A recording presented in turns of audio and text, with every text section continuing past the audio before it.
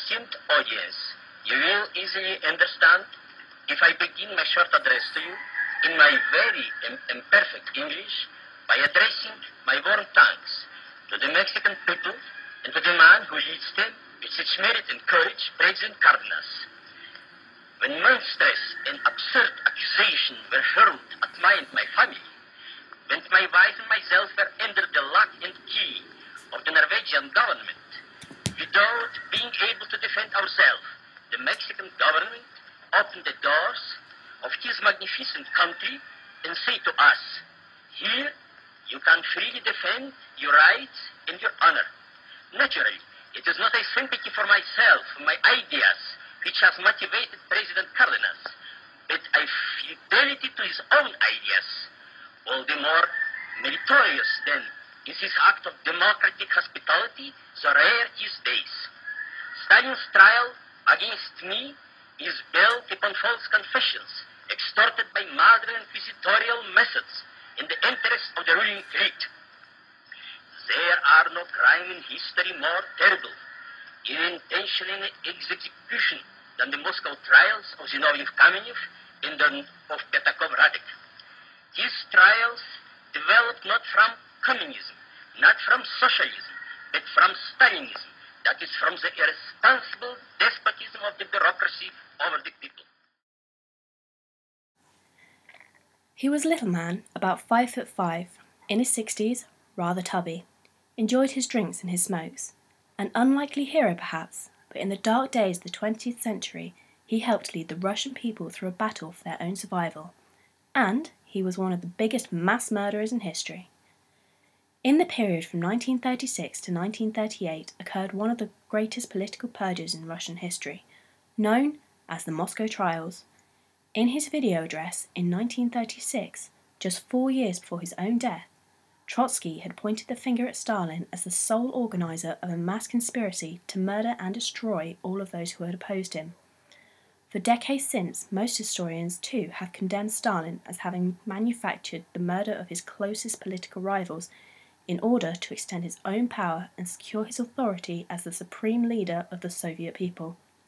Yet, how far has this view been correct? In 1967, the historian Isaac Deutscher wrote, Stalin's wider motive was to destroy the men who represented the potentiality of alternative government, perhaps not of one but of several alternative governments. It is in the whole preceding story, in the setting of the trials and their consequences, that the motivation for this is found. According to Deutscher, Stalin perceived potential threats not as dissatisfaction to policy, for opposition there was highly sparse and incapable of action, but rather as a question of timing. Only a sudden shock to the whole machine of power might have enabled an opposition to rally supporters. A danger of that kind was taking shape, and it threatened from abroad. The first of the great trials, that of Kamenev and Zinoviev, took place a few months after Hitler's army had marched into the Rhineland. The last of Bukharin and Rykov ended at the same time as the occupation of Austria.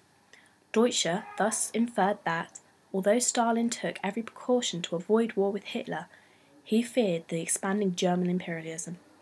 In the case of single-handed fight between Russia and Germany, the prospect seemed grim, but the danger of internal instability as a result was even more precarious.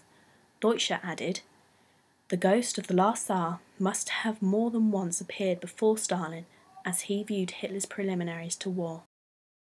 In Stalin's mind, in the crisis of war, the leaders of the opposition, had they survived, might have indeed been driven to action, if Stalin's conduct of war seemed incompetent. In 1941 and 1942, the Red Army witnessed terrible defeats.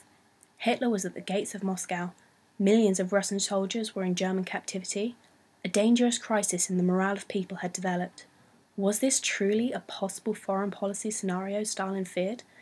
And what weight does its realization actually hold on the formation of Moscow trials 3 years earlier?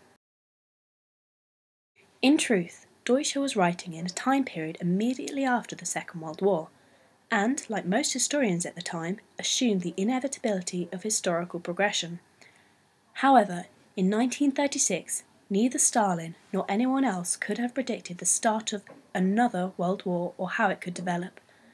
A German foreign policy threat was not on the Russian agenda at the time, and this is easily affirmed from the trial records. Having lost their ideological stock in trade, and imbued with bitter hatred towards the socialist victories, the leaders of the Trotskyite-Zinovьevite bloc sank utterly into the swamp of Weidgardism. Seeing no favourable prospects for themselves, they have resorted to the gun. The accused were described as selfish, self-serving individuals. They were demonized as characters of pure evil, who only sought to gain power over the Soviet government from their own personal gain. They were convicted of Weidgardism, or what the Soviet mind believed to be a return of suppression and slavery. However, there is no mention of the threat of fascism, nor any evidence that presented to show the support and involvement of the German government. Whatever Trotsky, Zinoviev, and Kamenev had planned, according to Wyszynski, they did so alone. It was not until 1938, just before the war, when the Nazi link was fully established in the trial records. However, it was never inferred that the German government was specifically plotting something vicious against the Soviet Union. In his opening speech, the state prosecutor stated, "As regards those against whom charges are preferred in the present case, a considerable number of accused have, according to their own confessions, been spies, agents in foreign intelligence services." He then began to list the respective memberships accordingly. The accused Rosenholf started his spying activity for the German General Staff in 1923 and for the British Intelligence Service in 1926. The accused Rakovsky had been an agent of the British Intelligence Service and of the Japanese. The accused Chernov started his spying activity for Germany in 1928. The early years of the 1920s, of which the accused had admitted to have been active spies in the multitude of foreign intelligence services listed, indicates it is more probable that the Soviet state was simply identifying its natural enemies as a means of propaganda, rather than making preparations for the German invasion. However, if Stalin was not preoccupied with foreign policy threats, then could there be another way to prove his leading role in the trials, or is this assumption altogether incorrect? According to another branch of historians, such as Robert Service and Robert Conquest, the clues lay hidden in Stalin's personality and character. According to Service, Stalin has a predisposition towards mass terror and did not need to be pushed by others. His chief consideration was security. He made no distinction between his personal security and the security of his policies. Stalin was shocked by the way General Franco had easily picked up followers in the Spanish Civil War of July 1936, and he intended to prevent this from happening in the USSR. His strategy? Eliminate all possible resistance to the Politburo and replace it with his own loyal staff. The key evidence for this thesis lies in the formation of the second and third trial. In 1936, Georgy Pyatagov was arrested and pressured into confessing treasonous links with counter-revolutionary groups, implementing the rest of the surviving Politburo, namely Bukharin, Rykov, and Tomsky. Although Stalin proceeded cunningly so as not to be suspected, in the June plenum of 1937 he was forced to take sides. "This way we're killing off the entire party," objected Kaminsky, the Commissar of Health. "And you don't happen to be friends with these enemies?" Stalin barked back. "They're absolutely not my friends," Kaminsky replied. "Well, in that case, it means you're a berry from the same field as them," retorted Stalin. For Service during this incident, Stalin finally had showed himself as the chief architect of these trials. However, how far can we really take for a verbal clash against all other evidence?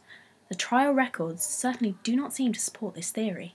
If Stalin had a master plan of who he wanted to eliminate, then the victims list ought to have been quite consistent.